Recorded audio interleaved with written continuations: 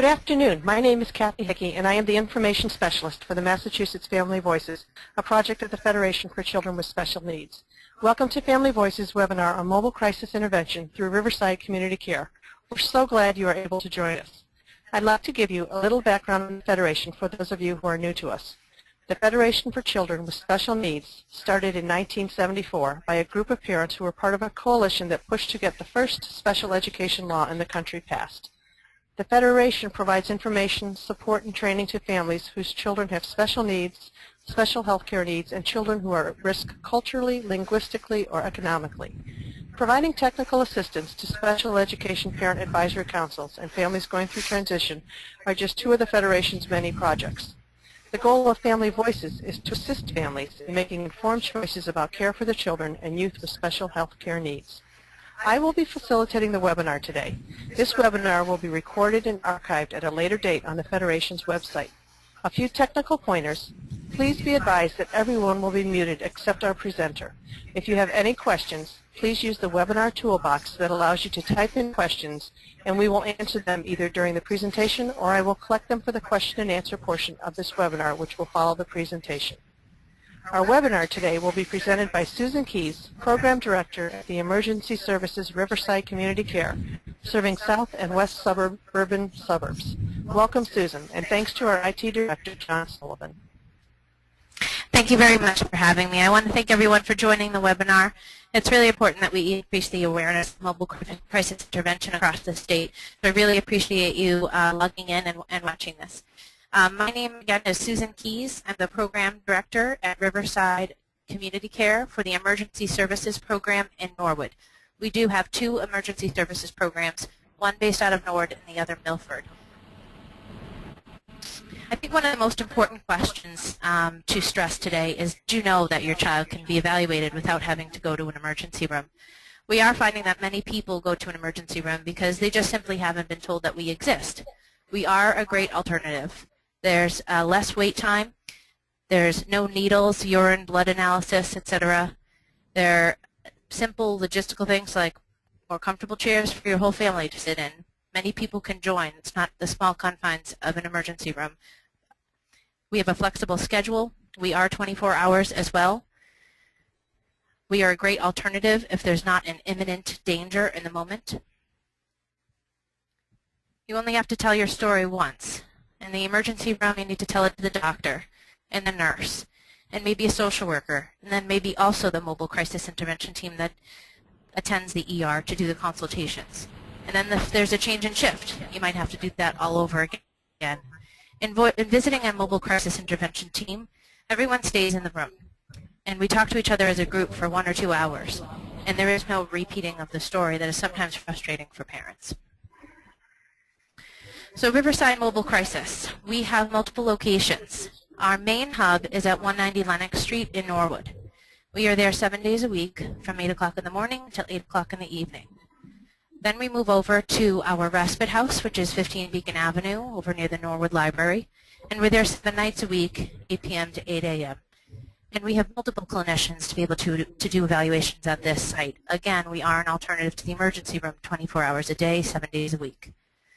We also last spring added a clinician in the Newton area from Monday through Friday from 8 a.m. to 6 p.m. We have a clinician that travels around the Newton, Needham, Wellesley, and Weston areas because we were finding that there needed to be an improvement in our response time to the northern part of our catchment area.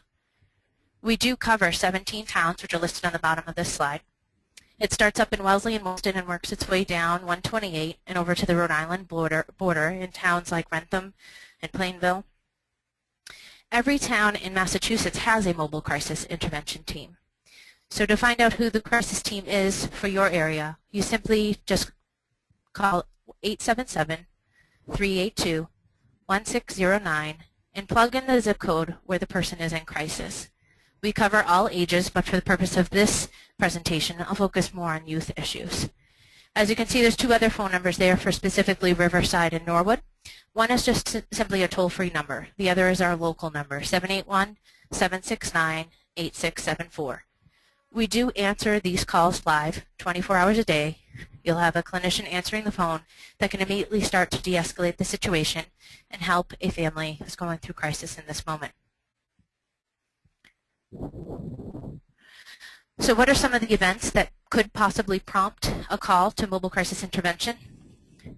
I'll talk about some of the life events and then also specifically some of the clinical issues that we see.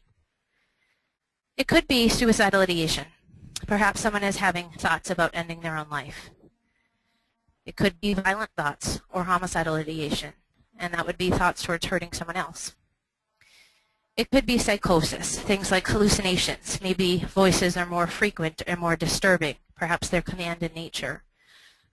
Perhaps they're louder and you're not able to distract yourself that well from them. It could be delusions. Sometimes people have grandiose thinking, such as being close friends with famous people or thinking they are Jesus. Could be persecutory beliefs, someone believing that the FBI is after them or that they're in trouble and the police are looking for them. Or sometimes you can tell someone is having psychosis because just in meeting with them and sitting with them, you can tell that they are preoccupied by something in their own mind. That we call responding to internal stimuli. Another instance, which would be appropriate to call the crisis team, would be in cases where someone is thinking about or has engaged in self-injurious behavior. Some of the more prominent things that we see right now are cutting, burning oneself, embedding things under the skin, scratching themselves hard, headbanging, picking at their skin or peeling scabs over and over, and pulling hair out. These are just some of the things that we see for self-injurious behavior. And people with many different disorders could have this kind of behavior. Sometimes we see it with kids on the spectrum because they aren't able to express themselves as well, and they're trying to show that they're in distress. Simply the idea that right now there seems to be sort of a fad among teenagers with cutting themselves in order to express their hurt. And then we see it with adults as well, particularly with folks with personality disorders, sometimes struggling again with how to express themselves in relationships. Other times you might call mobile crisis intervention would be for things like acute stress or post-traumatic stress disorder, where there are serious nightmares or intrusive flashbacks while awake. Flashbacks are when we are awake, not asleep, but keep reliving the event, or the event keeps popping up in our mind and getting in the way of our functioning because we're so focused on it. This sometimes happens when people have some sort of accident or when they have a history of neglect or abuse or sexual assault. It could be witnessing a tragedy like the sudden death of a family member. So these flashbacks and nightmares, again, are something that we can help with. Then there's the folks that can sometimes get verbally or physically aggressive. And we sometimes see this in school settings, in home settings, in group home programs, day programs, really across the board. I'll talk a little bit later about when someone's physically aggressive, whether we can respond or not. We do try to do this when everyone in the situation can remain safe, but we triage with the caller and try to figure out how well they know the person and if they're the type of person that will calm down in a few moments or if they might need a change of environment in order to calm down. We often have parents call for this very issue, whether it be that their child is acting out verbally or physically, and this is something we certainly specialize in. Victims of sexual assault will sometimes call us. Obviously, if it's an acute sexual assault, they may go to the emergency room to be checked out physically. But if it's an ongoing issue and it just keeps intruding on someone's ability to function, they'll often come to us to get some relief. It could be by a stranger, it could be incest, whatever it may be. Often it comes along with other things like self-injurious behavior or suicidal thoughts or acting out in some way. Not always, but it could be. And that's sometimes a situation that requires a mobile crisis team. We often see adults and youth who come to us because they've recently realized that their mental illness got in the way of them being able to stay out of trouble with the law. Maybe they've acted out in some way and are now realizing that it might be due to a mental illness. And so they may come seeking treatment in order to continue to stay on a good path and try to avoid any future legal issues. Now, just being in foster placements obviously isn't a reason to call mobile crisis, but sometimes we find when a youth is entering a foster placement, they have a tough time adjusting, or as they've been there a while and they start to get comfortable, they may be scared again about abandonment, and they may start to act out to sort of test their foster parents to make sure that they will keep them. And then sometimes on the other end, as a child is transitioning into an adoptive home or into a new foster placement or a group home placement, just the change itself can be very hard. And so sometimes we see a youth acting out as they're exiting a foster placement. Sometimes we see kids with reactive attachment, and these are some of the issues that we often see as they are in and out of their foster placements or throughout their lifetime in their adoptive families. Then we have folks that struggle with fire setting at times or animal cruelty. People sometimes are in the hospital, but their hospitalization is too short and they come out still not looking well. Family or providers or case managers are still worried about them. If they do have acute situation, such as the things we've listed on the left that seem to have not been addressed in their inpatient hospitalization, we'll often have mobile crisis called to get re-involved because maybe their residential treatment or their inpatient stay didn't quite get them to the place that they want to be. Kids with involvement with the state agencies. DCF stands for Department of Child and Family. It's formerly known as the Department of Social Services. And then DYS is the Department of Youth Services. Similar to the foster placements, we see a lot of issues with kids acting out as they enter or exit programs and as they continue to be influenced by some of the other youth around them. Alcohol and substance abuse, unfortunately, is prominent in the teenage population. We certainly are seeing this on a regular weekly basis. Some of the things that are out there right now that we're seeing a lot of are bath salts, synthetic marijuana, alcohol, and even heroin and some of the painkillers. We see kids that are abusing cough medicine. And so there are programs now for teenagers who are suffering with alcohol or substance abuse. And so we'll often have parents call us and say, how can I get my child help? And we help arrange that as well. Some youth are diagnosed with pervasive developmental disorder or attention deficit hyperactive, bipolar. Other mood disorders or anxiety disorders can sometimes come up during a youth's years rather than just be an adult diagnosis. And when there's an acute change of these diagnoses, we often will have parents call us to ask for help, maybe just to consult with us, to ask our advice, or maybe to actually do an evaluation to see if there's any sort of higher level of care needed in that moment. Sometimes we'll be evaluating youth because of their dangerous behaviors, such as running away or promiscuity. We've seen plenty of teenagers whose parents brought them in because they were concerned when they found out about them having an online relationship that became an in-person relationship with someone much older who they don't know well. And sometimes this is just in the context of testing things. Other times it could be in the context of bipolar and manic behaviors and making some poor choices when they're not thinking as clearly. Now, there are the times where the parents are in crisis, and we certainly help parents as well. And unfortunately, sometimes when parents are hospitalized or incarcerated or they're in a substance abuse program, we sometimes see kids act out as a reaction to that because they're scared. So we will also help the entire family. We have resources for everyone involved, and we don't just work with the youth. And a huge one, we're seeing a lot of school truancy. A lot of kids getting suspended for different things they say or do in school. And missing many days, upwards of 40, 50, 60 days. Schools are really struggling with this at times and reach out to us for help in order to have an influence on trying to get the kid back involved in their school system and to help the school understand what the supports needed are. We have family partners who I'll talk about a little bit more on our team that will help parents figure out how do you go through an IEP process. That's an individualized education plan. Or there's another thing called a 504 plan for kids with emotional needs. And so we'll try to walk people through that and help them understand how to get an educational advocate and how to advocate for their child in their school system. We really want to be called earlier on. We really want to be seen not just as the team you call when your child needs hospitalization.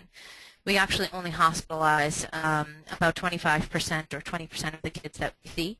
So there are a lot of other resources, both formal types of organizations as well as natural supports that we try to get involved in order to help a youth get through their crisis. So please do call us earlier.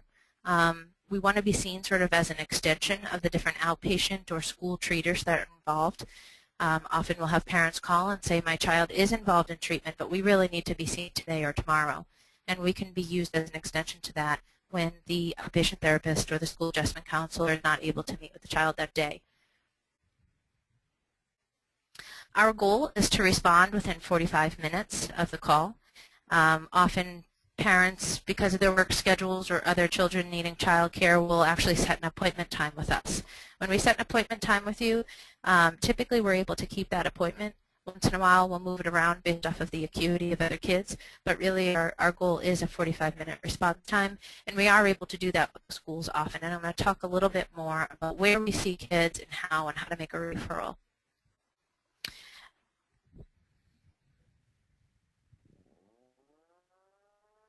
So when someone calls, we're going to ask a lot of information. The referral sources could be the school, it could be some sort of provider like a therapist or a psychiatrist, it could be a pediatrician, it might be the parent, it might even be the kids themselves sometimes. So we're going to ask, what's going on today? Why did you end up calling us today? And what is the acute situation going on? What set the youth off? And then once we get a clinical picture about what's going on, we actually ask some logistical questions too, such as the child's name, their date of birth, what type of insurance they have, maybe their social security number if you have it on hand. We're also going to try to elicit who's involved. Is there someone in the school that your youth checks in with? Is there different people besides the parents that have a prominent role in the child's life, such as their grandparents, their aunt and uncle, a nanny? So we try to figure out what adults we can get some information from. And then finally, we're going to triage the safety. We're going to try to figure out, can this happen in the community, or does it have to be in the emergency room because the youth is having either a medical emergency at the same time, or intoxicated, or it's too out of control.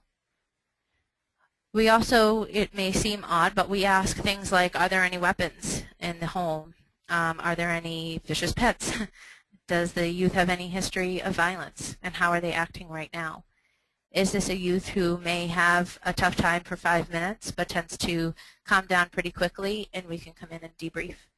So really we're looking for the caller to really know the youth and help us be guided by where the evaluation can happen and in what situation, in what place and location we could see the youth. And if at all possible, we really want to try to avoid the emergency room and keep the mental health evaluations in the community so that we can see the youth in their own environment, whether it be at the school because that's where they're struggling, or at home because that's where they're acting out, or maybe at their therapist's office because that's what's convenient. We really try to be creative and flexible, and we're asking the people involved what would be the best plan and trying to help the community and meet them where they're at. So we do travel.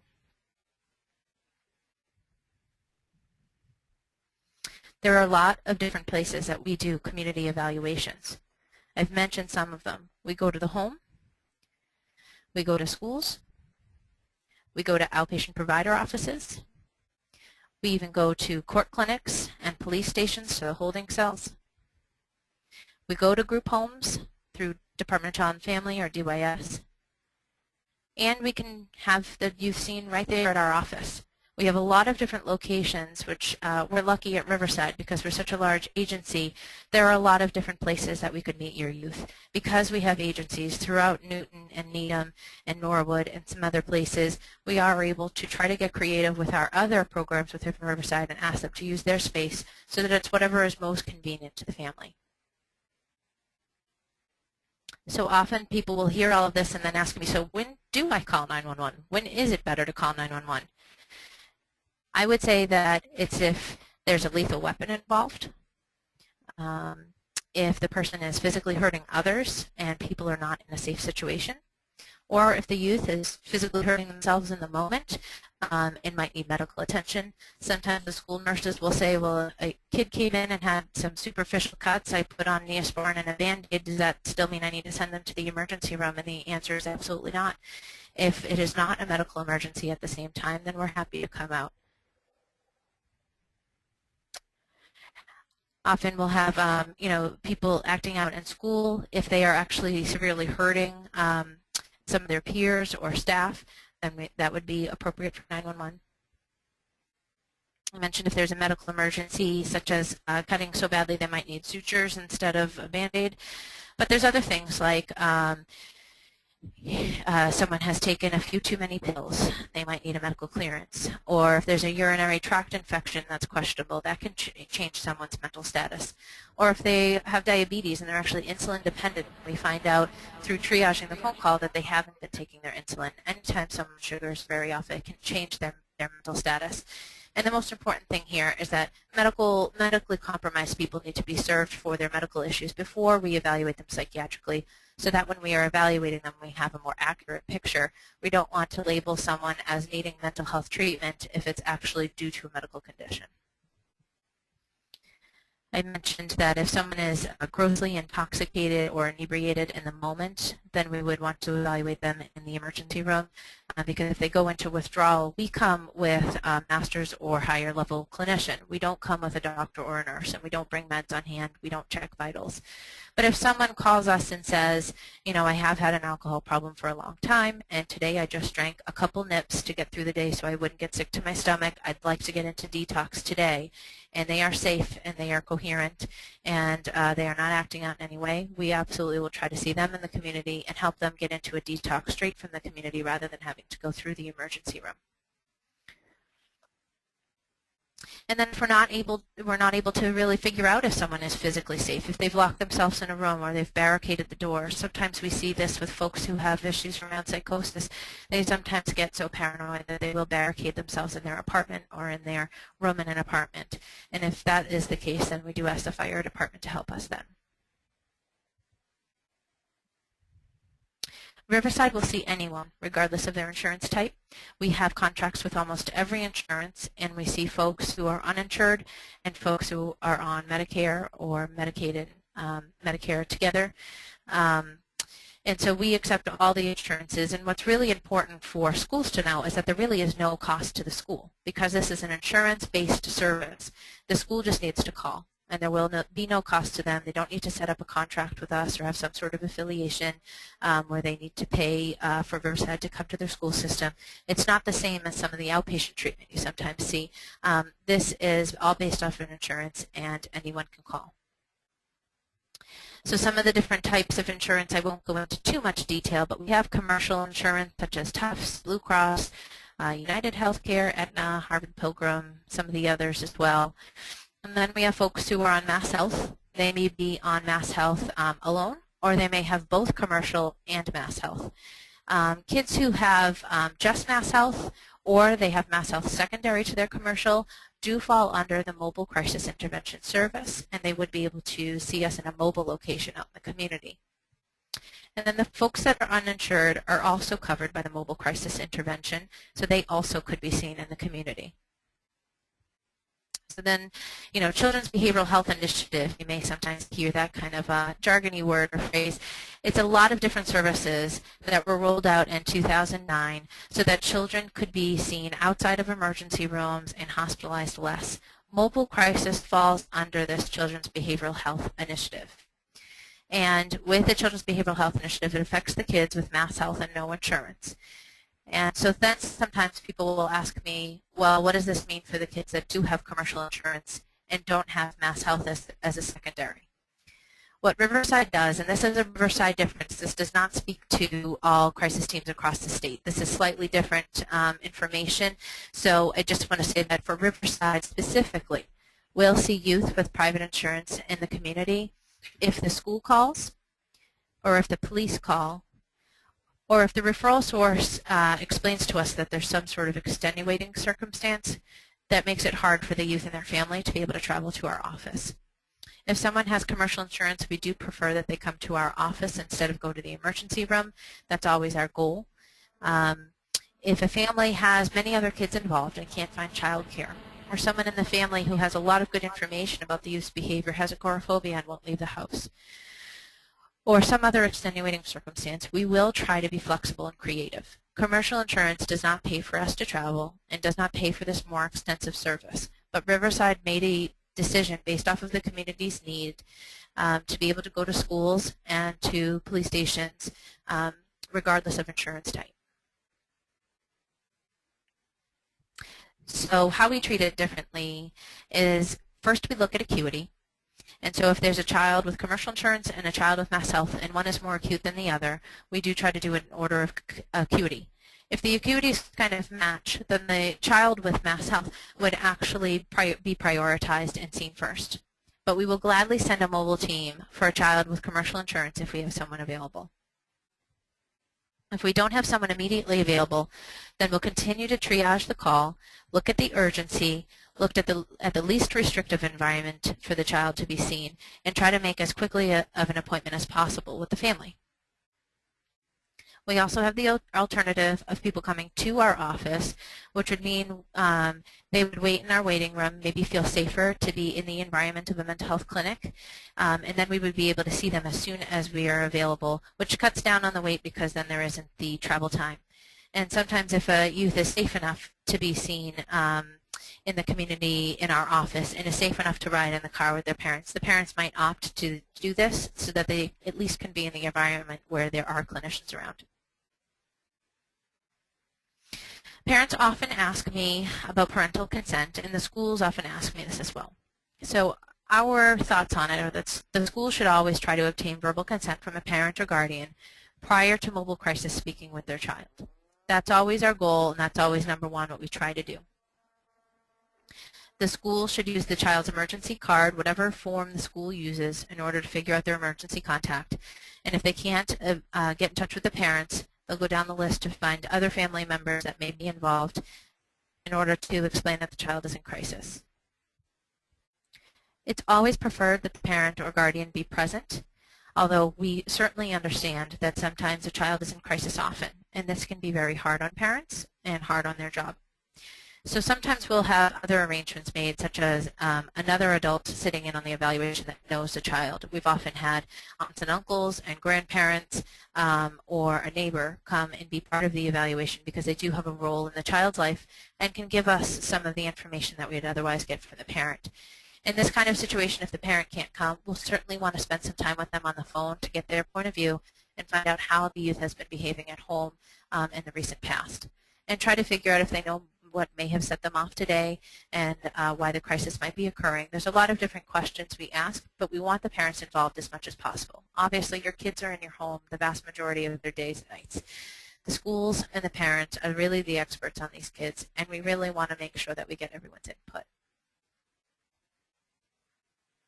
If parental consent is unobtainable, parents aren't answering the phone, no one else is answering the phone to say go ahead and see him. If there is imminent danger, the child will otherwise be sent in an ambulance to the emergency room because they just can't be safe. We will start our evaluation with the child and de-escalate the situation and get them into a safer space. But we will not make a decision about next steps and what kind of care to coordinate until we have the parent's involvement at some point that day. So we wait by phone for the parent to eventually call back and let us know what to do next. If we go, for example, to the school and we're determining the safety and risk information and the child just can't calm down and continues to escalate and gets themselves into a situation where they are at immediate imminent risk to themselves or staff or other kids, then sometimes the emergency room would be necessary. But during this entire process, we or the school are constantly trying to call the parents to get in touch with them so that they can be very much part of this evaluation.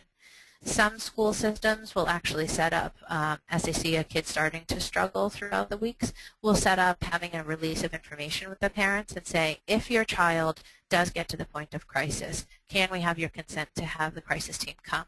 This is often a very successful way for parents to know that their kid will be safe and that the school will be more likely to call us and keep their child safe than to send them in an ambulance to an emergency room. So what does a typical evaluation look like? This is really important for parents to know. The school or some sort of referral source will contact, ESP stands for Emergency Services Program. That is what Mobile Crisis Intervention falls under. So they'll contact us and we'll triage and consult in order to figure out what kind of crisis is going on. We'll triage where and when is best to evaluate the child. The mobile team will arrive at the school and speak with the collateral contacts including but not limited to the parents. We may talk to a school adjustment counselor or guidance, some sort of administrator, whoever is involved. We would also make calls to other collateral contacts to find out information. So maybe if this child has a therapist or a psychiatrist or a pediatrician that's involved in their medication, we are going to try to call as many people as possible so that we make the most comprehensive evaluation as possible.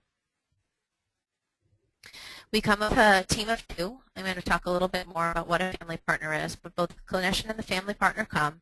We evaluate the child and we determine their safety or risk level.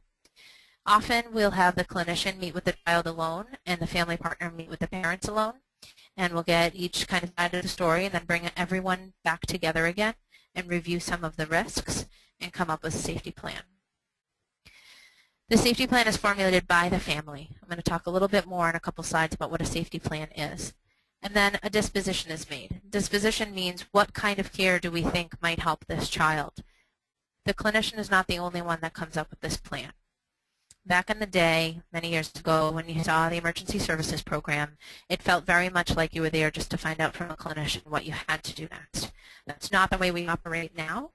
Now we really believe in shared decision-making, empowering the family, giving them all the information they need about the various levels of care there are, and then asking them what they think might be appropriate for their child. We will help and guide, we will answer whatever questions, and we will give our impressions if the family needs us to, but we really want to make sure that the parent's voice is heard, and the youth as well. So just to note, if any school personnel are watching this webinar, we do require a private, secure space. Obviously, we strongly believe in HIPAA and trying to keep the rest of the school unaware of what's happening with the youth. We may need to use a telephone, or we may require the use of a fax machine in order to arrange the next level of care. This is a little bit busy of a slide. I'm just going to highlight some of the things. This is something that came out from Mass Health when mobile crisis first started in 2009, and it helps us sort of discern what is it and what is it not. So some of the more important things to notice is that we do treatment now. We are an active treatment model. We're not just an assessment team. We're not just the people you call when a child needs hospitalization. We come up with a safety plan and a disposition if it's a higher level of care. Each safety plan is individualized for each family based on the intensity of the crisis and what the family might need. We want to keep your child in the home if possible. We really want your input, and we want to talk to the whole team. Things we don't do, we don't sit with the youth one-to-one for long periods of time to sort of watch them and make sure that they remain safe. We don't provide respite beds. We cannot enhance the staffing of other programs when they are having trouble with their own staffing patterns. We don't demand what's going to happen to your child. Obviously, safety is a factor here, and we'll let you know when we feel that clinically they're not safe enough to remain in the home. But otherwise, most of the care that we send people off to are all voluntary, and we're working with the family to figure out what they feel is the best fit. We would never evaluate a child at the home alone. There has to be some sort of adult present. And unfortunately, we're not a transportation solution, and sometimes that really is something that the family needs. So we'll try to help people find case managers that can help with that. We do transport at times in the context of an evaluation, but you wouldn't solely call us for a transportation issue. So I mentioned that I would talk about what a family partner is. So a family partner is someone who has lived experience. They're actually employed by Riverside based off of their lived experience, and they have raised a youth who's used the system in some way, whether it be mental health or substance abuse. This might be nannies, it might be foster parents, it could be biological parents or adoptive parents, but really their lived experience is their expertise, and they are there to sit in the evaluation, hear the parent's voice, make sure that the clinician isn't missing where the parents are at, and make sure that they are an active part throughout the entire evaluation process. I won't go over the different levels of care in too much detail. I just want to mention some of them because of the context of the fact of me mentioning that we send people off to many different levels of care. So sometimes we're discharging a kid home with no further involvement. Sometimes the schools will ask for an evaluation to make sure that the child is safe to return to school, and we evaluate the child and say absolutely this was kind of a minor thing and they are safe to be there, but we will develop a safety plan just in case. Sometimes we're discharging them home with a very extensive safety plan and follow-up services. We may remain involved for kids with mass health or no insurance for up to a whole week. That could be just phone support, or could be having you come back into the office, or us going back out to the house in order to just kind of review the safety plan, do some short-term treatment, make sure that the referrals to other levels of care are made, and make sure that the family feels confident and comfortable that when another crisis unfortunately may occur, that they know what to do.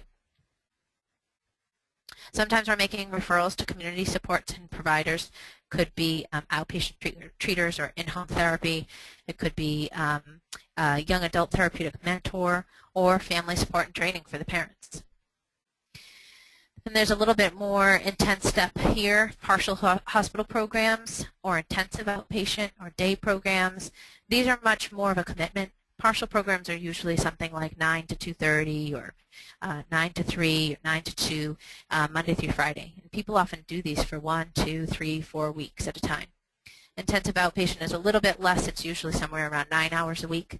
Sometimes people go during the day, and some companies actually offer an evening option. Community-based acute treatment used to be called ART, and that happens in sort of a house or a medical type setting. The doors are typically unlocked. This is for a voluntary kid. There's a lot of family treatment involved here. The child does sleep over. They'd have an individual case manager, a psychiatrist, and they'd go to a lot of different groups. Community crisis stabilization is for the folks that are 18 plus, and it's similar to CBAT. And then we have the substance abuse, regular detox, which people are aware of, usually 3 to 5 nights in order to get off drugs or alcohol. And then enhanced detox is actually offered by some of the insurance companies, and is more of a dual diagnosis placement where they have both mental health and substance abuse issues and want to address both at the same time. We have voluntary hospitalizations, which means an inpatient psych unit that does have locks on the doors, but the client is willing to go. And then, unfortunately, there are the times that we have to involuntarily hospitalize someone because they're too much at risk.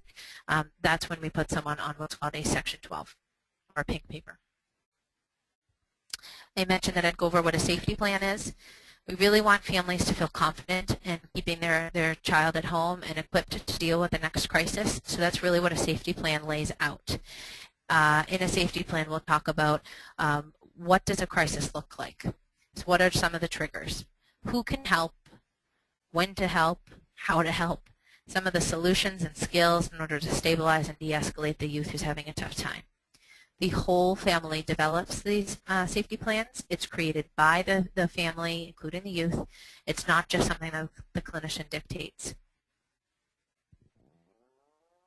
So why do we exist? Some of our goals are to, as I've mentioned a couple times, to reduce emergency room visits and inpatient psych treatment. It's also to reduce residential treatment and referrals to the juvenile court or DCF. It's to reduce the number of days that your child has to be out of your home due to their mental health issues. It's in order to provide a really quick referral to other treaters, and it's just simply to increase your confidence in crisis situations. So how are we getting the word out besides just this webinar? Sometimes people ask that. We have set up many trainings at schools, nurses, guidance, administration, counselors. We try to attend all the 17 towns that we cover. We have a lot of transparency about both the positive and negative experiences with crisis. We're always asking for feedback so we can always improve. We really try to challenge the mentality that some programs or schools will have where they want to keep things quote-unquote in-house and not have outsiders come in. We really try to explain the benefits of mobile crisis and what we can offer more than just keeping things within their program. We often have to just clarify what mobile crisis is, what we do, and some of the misconceptions about it. We attend parent advisory council meetings and special ed parent advisory council meetings or support groups for foster parents. We go to the National Alliance for Mentally Ill meetings and many other community meetings that we're invited to. So I mentioned the Children's Behavioral Health Initiative. I'm really not going to go into much detail about this since it's not the point of the webinar and we could go on for hours. But I just wanted to mention it because mobile crisis is part of the Children's Behavioral Health Initiative and all of the services involved in it. And the next chart is very busy. I encourage you to print it out, study it, read it over, call Riverside with questions or your insurance company. But this is really an overview of all the services that are covered for Mass Health kids. Each service is a little bit different with their insurance requirements, so you call each one to find out if your child is eligible. But mobile crisis intervention falls under this, and we make a lot of referrals to these 6 other programs. All of these programs are really about wraparound care. So we believe that all of the different programs affect each other, and we try to get the team together as often as possible so that the different treaters and players know what they're working on. They set priorities. They make sure there isn't redundancy, make sure nothing's missing. But then besides these folks on the slide here, which are all kind of your formal supports from different organizations, we also talk a lot, and there should be another slide, about our natural supports. We try to figure out who else should be involved that is not just these formal organizations, because our ultimate goal in wraparound care is to teach the family how to do this on their own and to be able to not have to be involved with all these folks. So we talk about priests and rabbis, big sister, big brother programs, the school nurse, aunts, uncles, grandparents, and other natural support systems. I often ask the parents a question, who has said to you, if you're having a tough time, just call me, I'm willing to help. Those are the people that you call when your child is in crisis. It's really a family systems perspective. We really believe that when people are in crisis, there's a lot of different people involved. This is just one example, but the child, the parents, the school, and mobile crisis may all be working together to create the safety plan together and to make sure that everything is covered and that everyone's input is provided. So the bottom line is, anytime you have questions about this, just call us. If you have questions about the other services, call us. Our clinicians know about all the other services, and they certainly can help answer some of the mystifying facts about all these different services and all the acronyms and what they all mean. So we are always here to consult as well. You may not feel that your child needs to be evaluated, but you simply need to know more about the programs that are available. We are there for you, and you can absolutely call us. So I want to thank you all for attending today. I think I'll see if there are any questions, and thank you again for your attention. Hi, it's Kathy Hickey again. Thank you again for participating with us, and thank you, Susan. I just wanted to mention that Susan had talked about CBHI, Children's Behavioral Health Initiative. Our next webinar will be covering that on Wednesday, April 3rd, so stay tuned, and we will be posting that on our listserv as a reminder. Also, if you come up with any questions after this is over, you can post them to our listserv, massfamilyvoices@yahoogroups.org, or email me at chickey@fcsn.org. Thank you.